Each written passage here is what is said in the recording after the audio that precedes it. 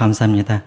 오늘 우리에게 주실 하나님의 말씀은 여호수아 24장 14절부터 24절까지 말씀입니다.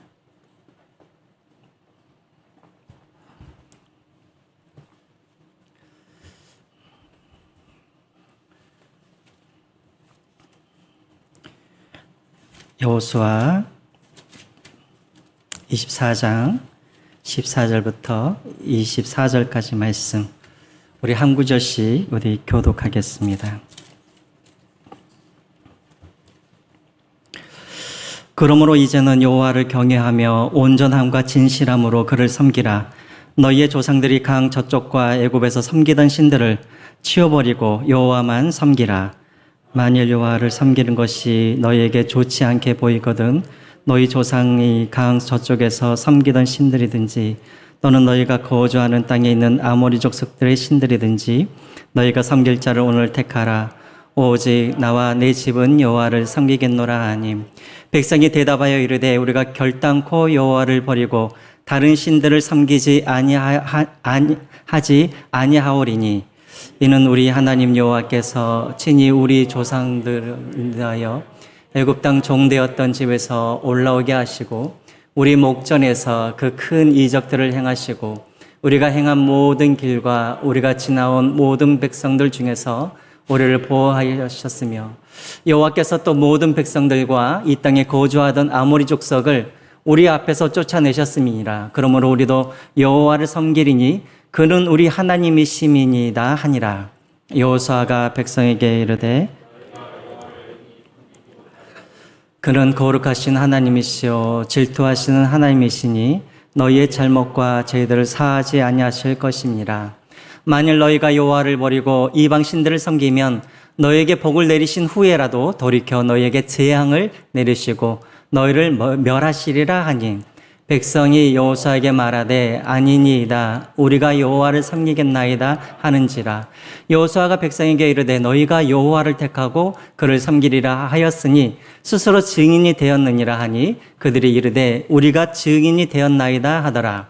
여호수아가 이르되 그러면 이제 너희 중에 있는 이방 신들을 치워버리고 너희의 마음을 이스라엘의 하나님 여호와께로 향하라 하니. 같이 읽겠습니다. 백성이 여호수아에게 말하되 우리 하나님 여호와를 우리가 섬기고 그의 목소리를 우리가 청종하리이다 하는지라. 아멘. 여러분 오늘 여호수아 마지막 시간입니다. 그동안 몇 개월 동안 여호수아를 우리가 공부를 했는데요. 오늘은 이제 결론 부분에 해당합니다. 우리가 여호수아를 총 4단어로 우리가 여호수아를 이렇게 요약할 수가 있죠. 첫 번째는 건너라, 두 번째로는 취해라, 세 번째로는 나눠라, 그리고 네 번째는 섬기라. 이렇게 4가지 단어로 나눌 수가 있습니다. 그래서 건너라는 1장부터 3장까지가 건너라. 그리고 취하라는 4장부터 12장까지가 취하라.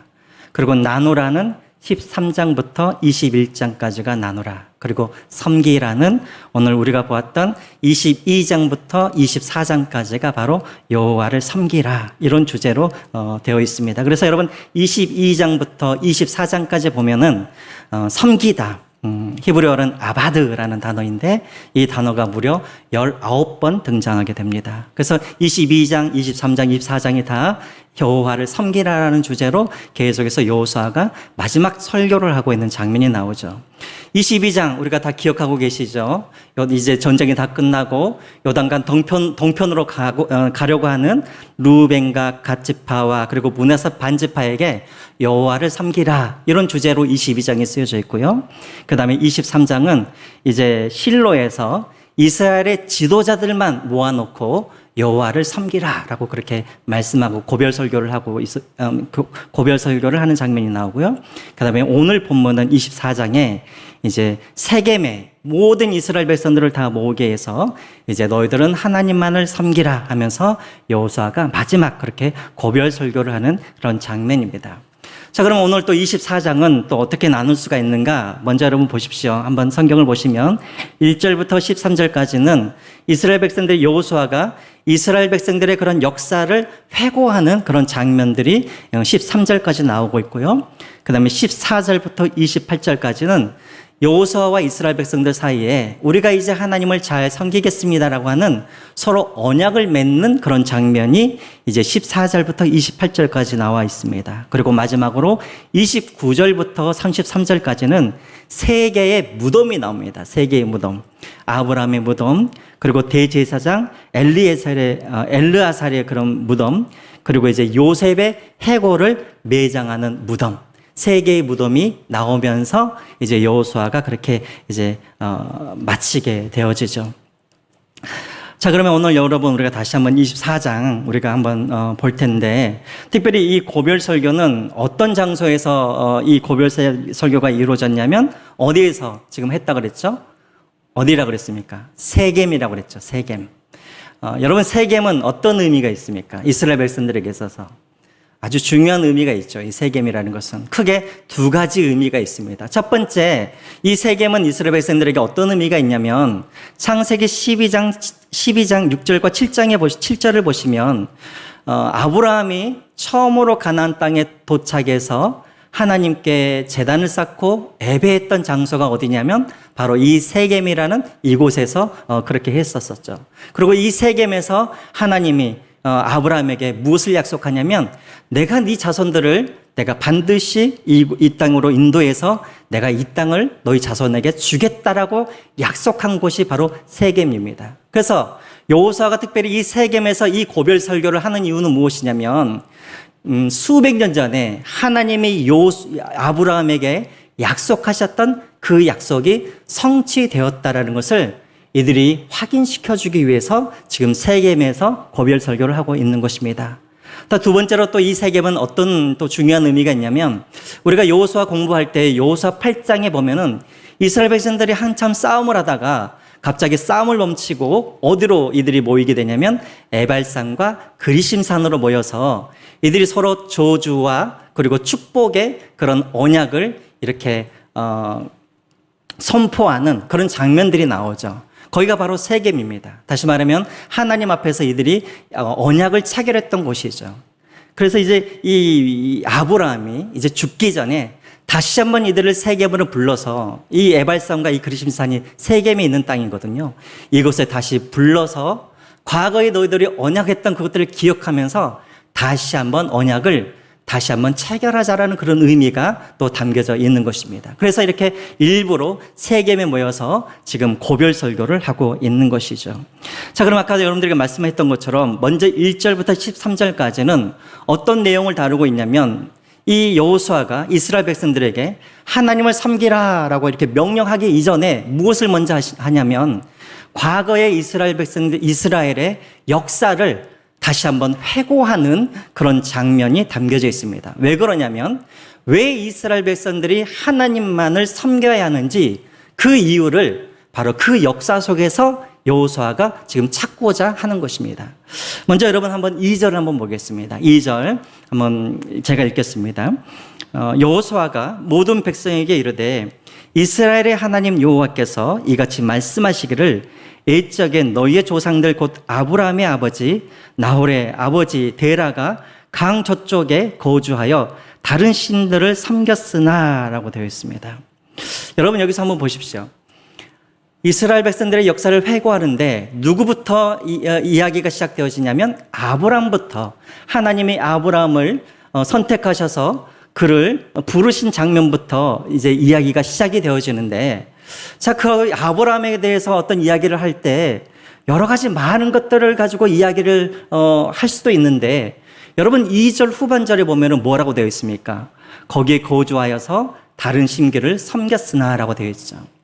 여러분 많은 이야기가 있음에도 불구하고 왜 이 아브라함과 그 할아버지와 아버지가 이 이방 신들을 섬기고 있었을 때 이것을 가지고 먼저 이야기를 시작을 했을까요? 왜 그랬을까요? 예를 들자면 아브라함이 믿음이 있어서 뭐 나를 쫓아왔다던가 이런 것부터 이야기하면 좋을 텐데 왜 아브라함의 이야기를 하면서 아브라함과 그 아버지와 할아버지가 우상 숭배를 하였던 그 일부터 이야기를 시작을 했냐라는 것이에요. 왜 그럴까요? 다 알고 있죠. 하나님이 아브라함을 부르실 때에는 아브라함이 하나님을 잘 섬기고 있을 때가 아니라 아브라함이 누구를 섬기고 있었을 때? 이방신을 섬기고 있었을 때. 이 말은 무슨 말입니까? 하나님의 아브라함을 택하신 이유는 그가 선해서도 아니고 그가 자격이 있어서도 아니고 전적인 누구의 은혜였다고요? 하나님의 은혜였다라는 것을 강조하기 위해서 그렇게 말씀을 시작하실 것입니다. 마치 여러분 우리가 로마서 5장 8절에 보면은 우리가 아직 죄인 되었을 때 그리스도께서 우리를 위하여 죽으심으로 자기의 사랑을 확증하셨던 것처럼 이 아브라함이 아직 죄인 되었을 때, 아직 우상을 섬겼을 때 하나님이 그를 찾아가셔서 그를 부르시고 그를 인도하셨다라는 것. 다시 말하면 이스라엘의 시작은 하나님의 은혜로 시작되었다라는 것을 강조하기 위해서 바로 우상 숭배를 하는 그 장면부터 이야기가 시작이 되어집니다. 그리고 그 다음 모든 이야기는 다 어떤 이야기냐면 다 하나님의 은혜에 대한 이야기입니다. 예를 들자면 여러분 3절을 보시면 아브라함이 아기를 낳을 수 없었는데 아기를 가진 것도 다 누구의 은혜입니까? 하나님의 은혜인 것이죠. 또 여러분 4절을 보시면 장자가 대를 이어야 되는데 둘째인 야곱을 택하셔서 장자를 잇게 하신 것도 하나님의 은혜인 것이죠. 그리고 여러분 5절에도 보시면은 하나님께서 야곱의 가족을 애굽으로 인도하여 주셔서 그 야곱에서 큰 민족을 이루게 하신 것도 누구의 은혜입니까? 하나님의 은혜인 것이죠.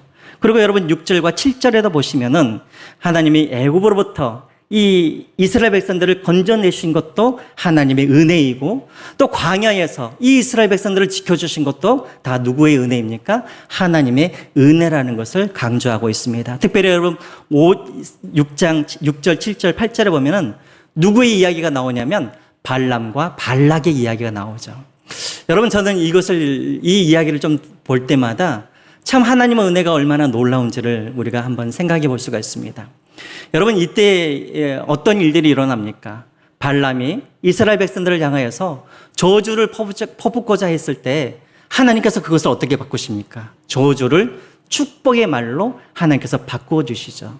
자, 그런데 여러분 놀라운 것은 무엇이냐면 하나님이 계속해서 발람의 그런 언어를 저주의 말을 축복으로 바꾸어 주셨을 때 일어난 이 사건들을 이스라엘 백성들은 알고 있었을까요? 몰랐을까요?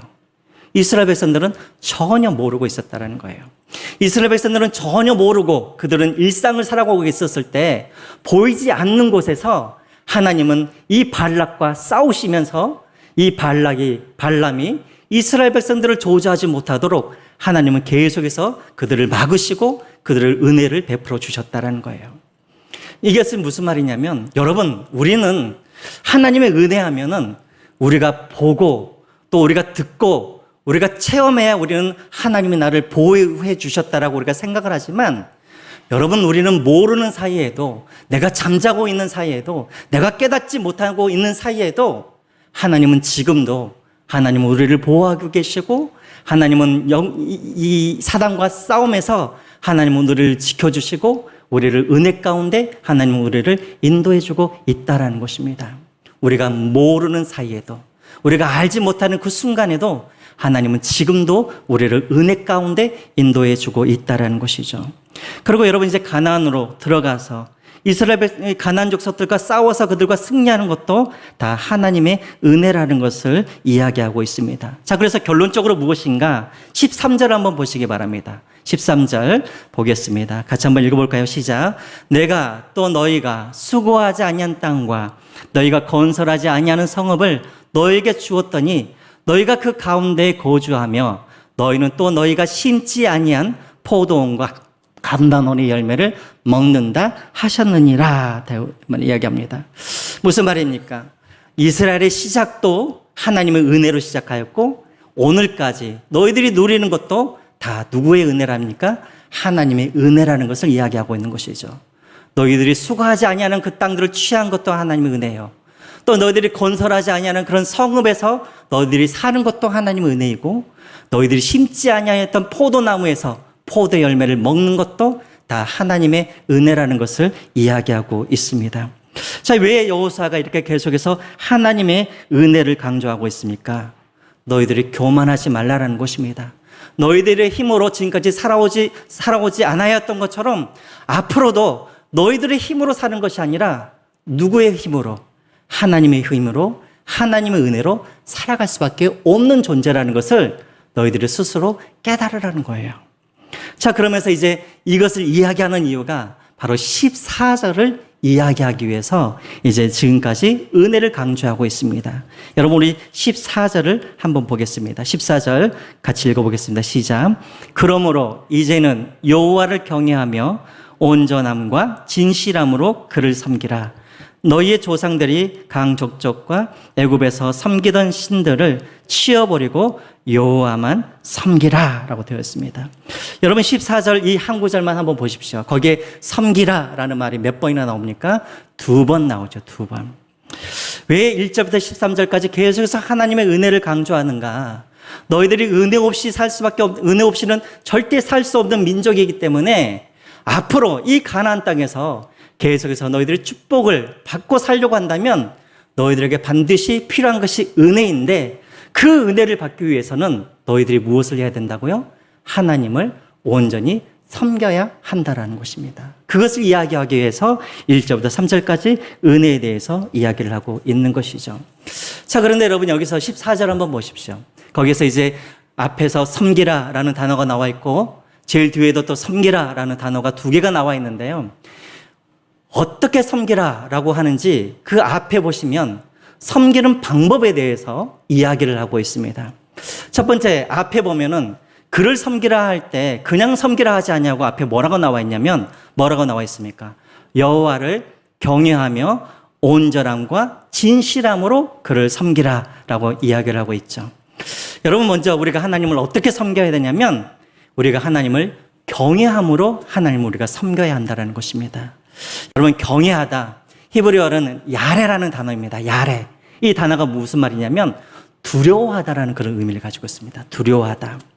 다시 말하면 하나님을 경외하라는 말은 무슨 말이냐면 하나님을 가볍게 여기지 말라는 거예요. 하나님을 무시하지 말라라는 것입니다.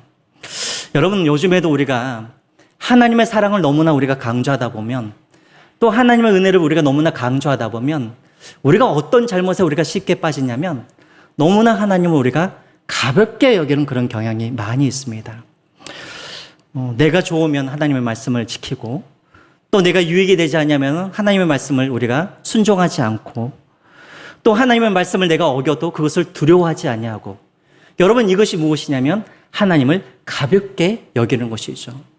자, 그런데 여호수아가 말을 합니다. 너희들이 두려운 마음으로, 그리고 그 하나님의 말씀을 엄중한 말씀으로 듣고 그 말씀에 순종하면서 살아라라고 지금 이야기를 하고 있는 것이죠. 자, 두 번째로 온전하게 하나님을 섬기라고 말합니다. 온전함. 히브리어로는 타밈이라는 단어 사용합니다. 타밈. 이게 무슨 말이냐면 제가 여러 번 말씀을 드렸죠. 온전하다. 무슨 뜻입니까? 속이 꽉 차다. 이런 의미를 가지고 있죠. 부족함이 없는 것, 속이 꽉 찬 것. 여러분, 90%는 온전한 것입니까? 온전한 것이 아닙니까? 온전한 것이 아니에요. 그럼 99.9%는 온전한 것입니까? 온전한 게 아니에요? 온전한 것이 아니에요. 하나님께서 지금 말씀하시는 이 온전함, 타밈이라는 이 단어는 100% 순종할 때 이것이 바로 온전함이라는 그런 뜻을 가지고 있습니다. 그리고 여러분, 그 뒤에 또 진실함으로 되어 있죠. 진실함으로. 이 진실함이라는 이 단어는 에메트라는 단어를 사용하고 있는데, 이 에메트라는 이 단어는 뭐냐면 거짓이 없다라는 그런 의미를 가지고 있습니다. 거짓이 없다.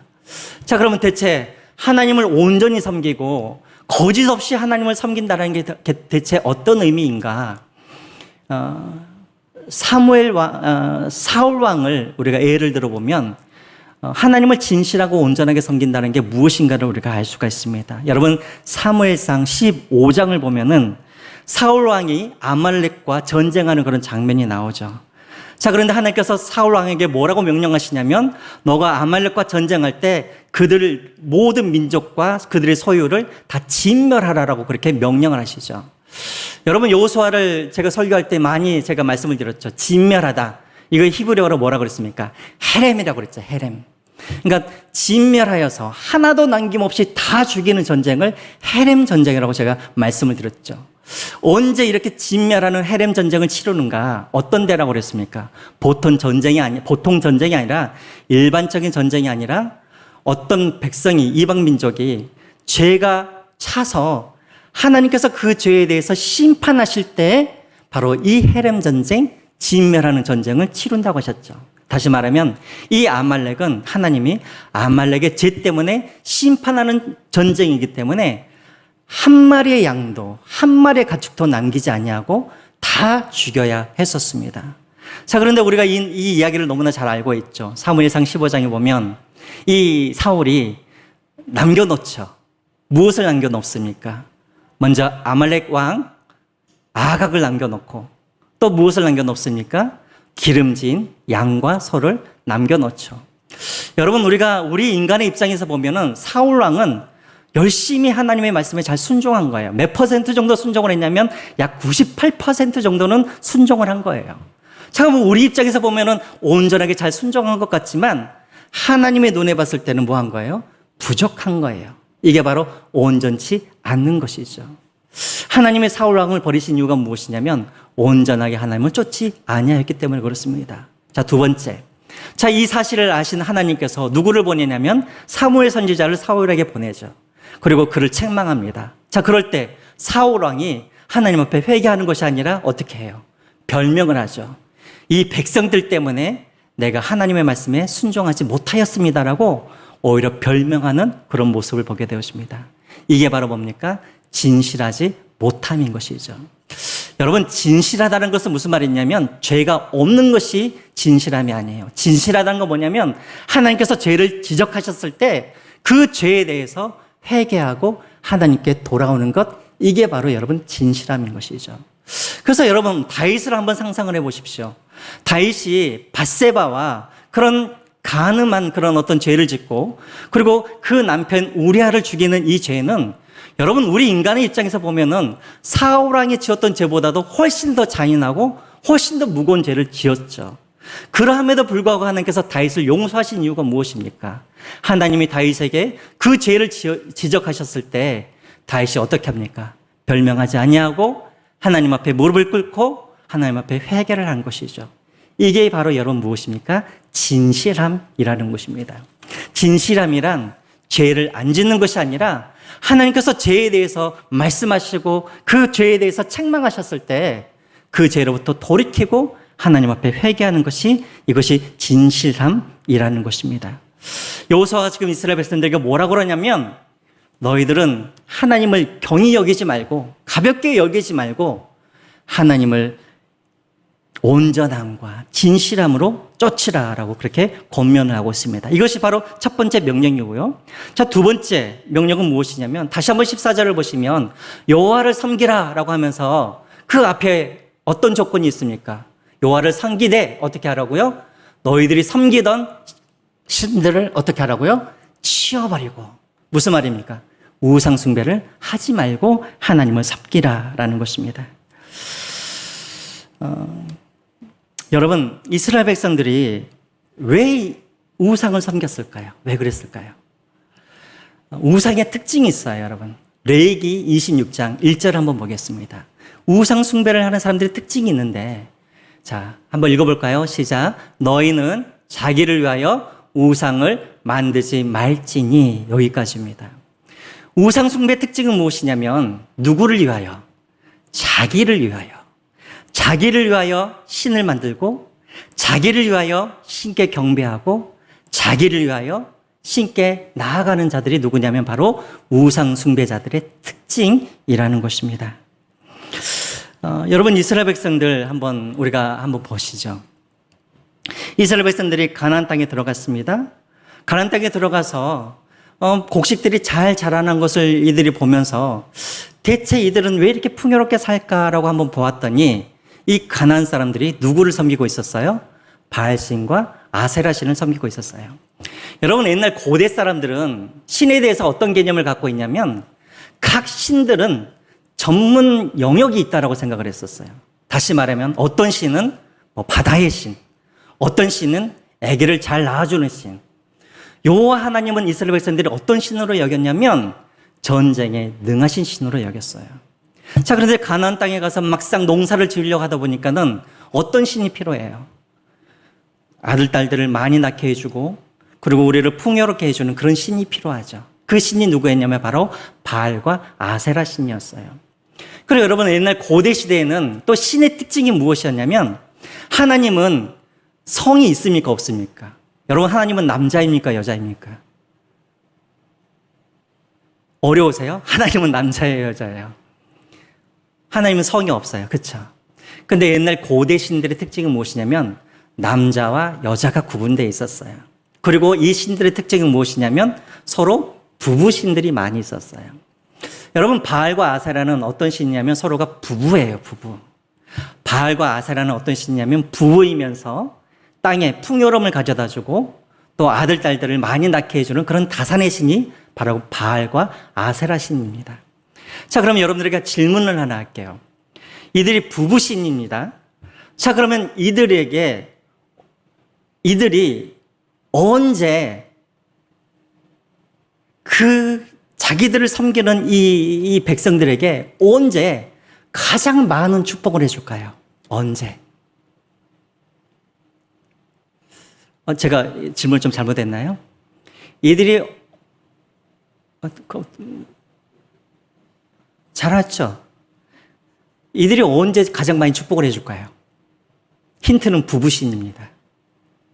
이들이 화가 날 때 축복을 많이 해줄까요? 아니면 이들이 금술이 좋을 때 축복을 많이 해줄까요? 네?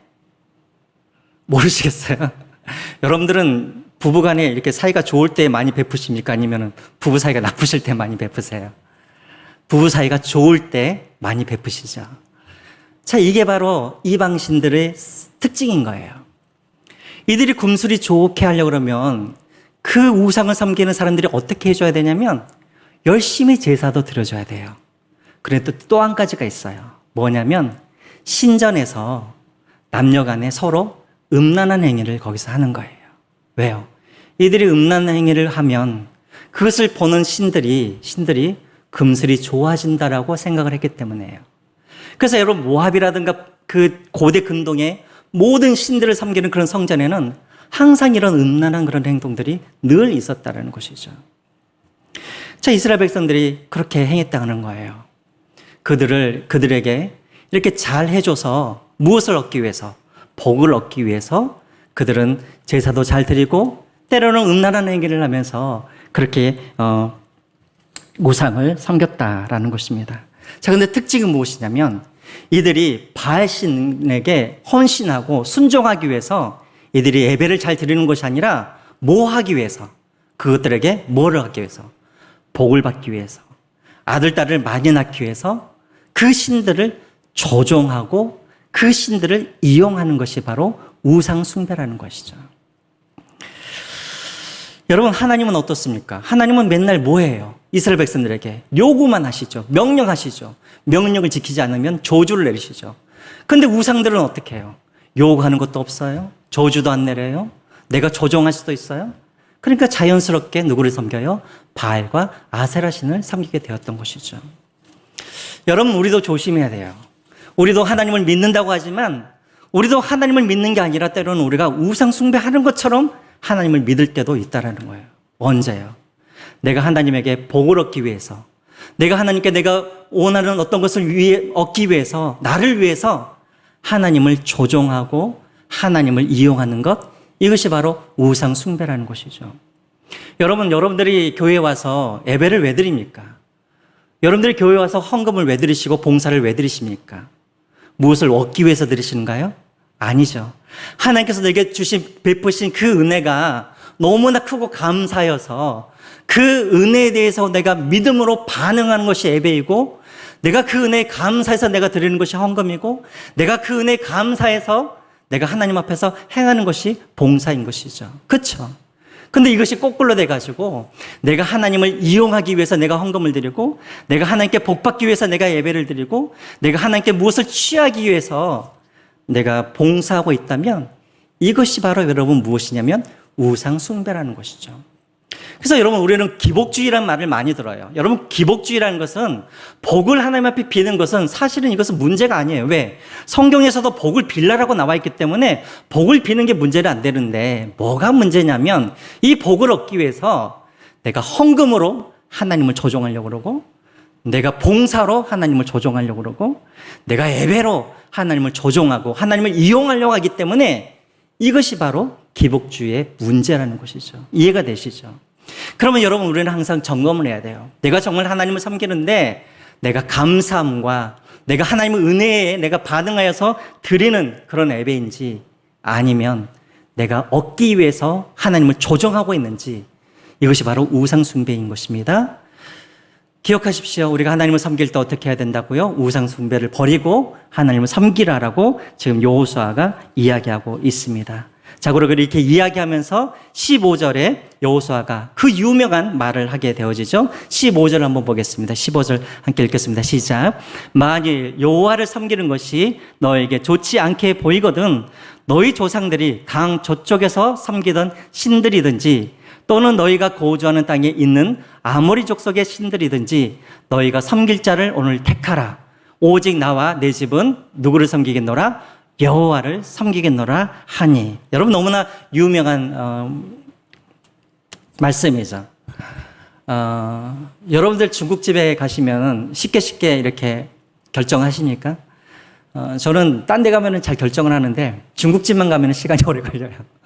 짜장면을 먹고 싶은데 때로는 딱 시키려고 그러면 막 짬뽕이 먹고 싶고, 막 짬뽕을 시키려고 그러는데 갑자기 또 짜장면이 좀 맛있고, 제가 좀 그런 결정장애가 있습니다. 자, 그런데 이런 사람들을 위해서 나온 메뉴가 뭐예요? 짬짜면이 나왔죠. 짬짜면. 그래서 짬짜면을 시키면 짜장면 50%, 짬뽕 50% 그렇게 줍니다. 그런데 여러분, 이렇게 신앙생활을 하는 사람들도 있다라는 거예요. 쉽게 결정을 못하고 어정쩡하게 하나님을 섬기는 사람들이 있습니다.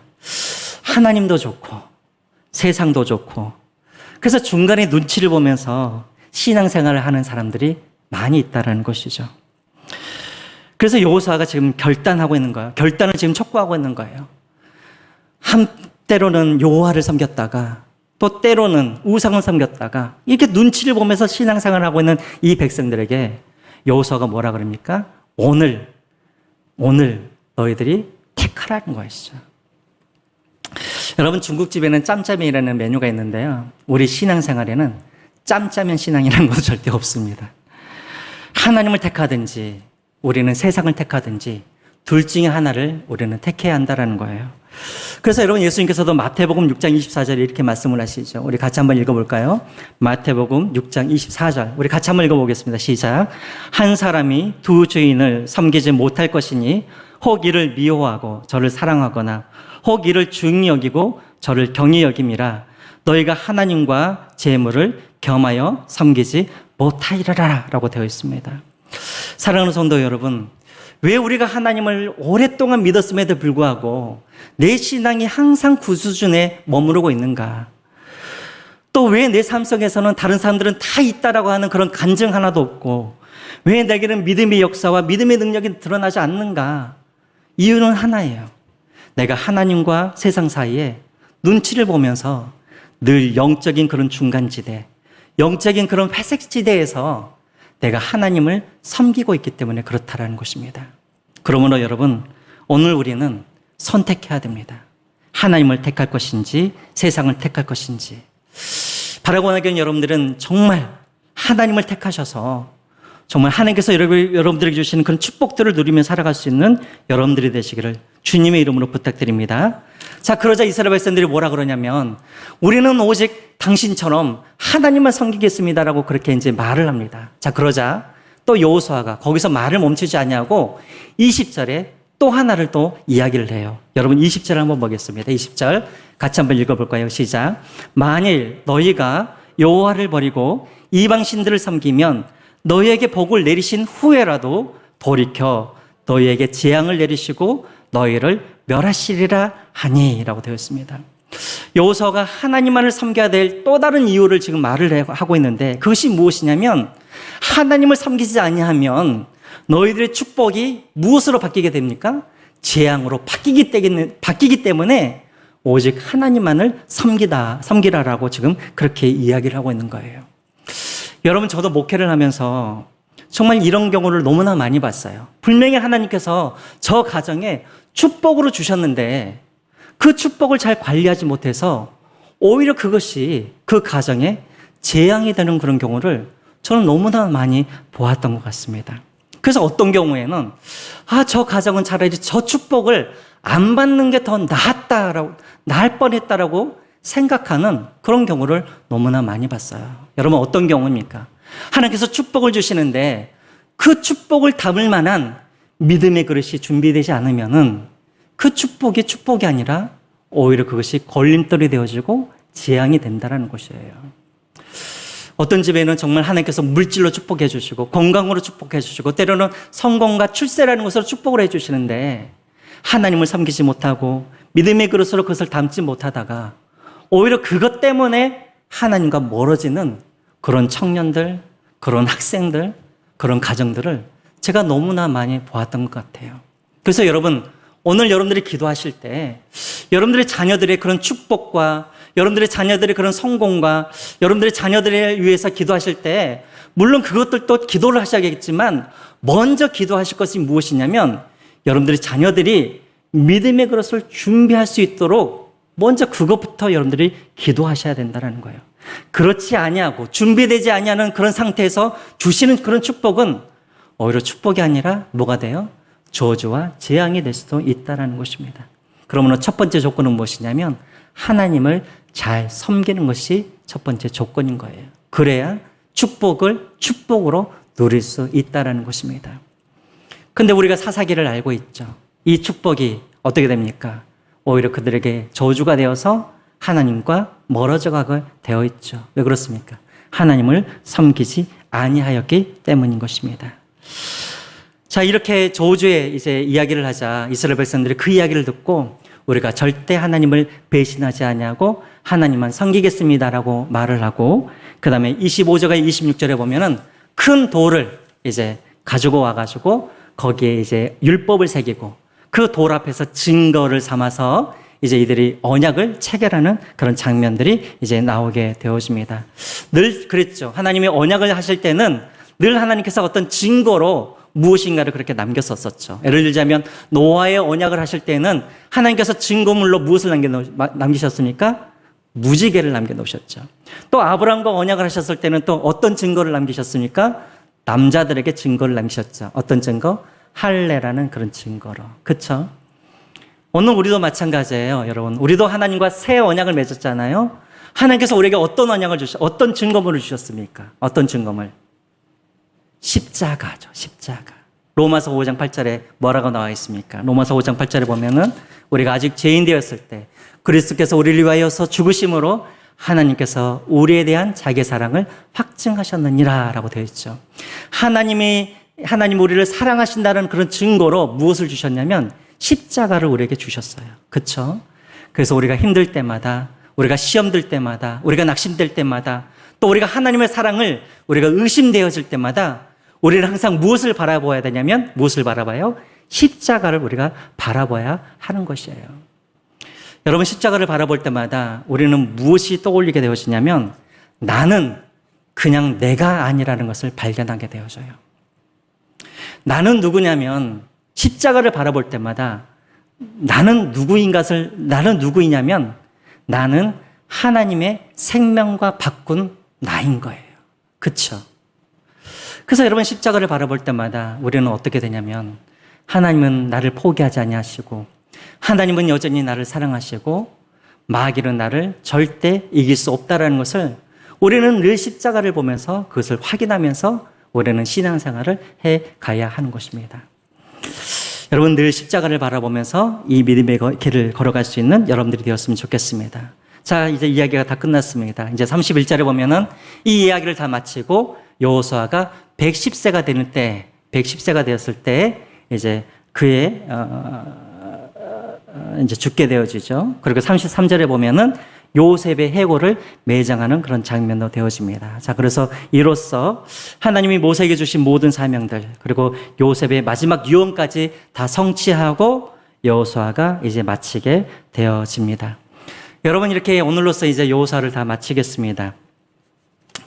여러분 이스라엘 백성들이 약속의 땅, 가나안 땅에 들어왔을 때 전쟁이 끝이 난 것이 아니라 그때부터 전쟁이 시작이 되었었죠.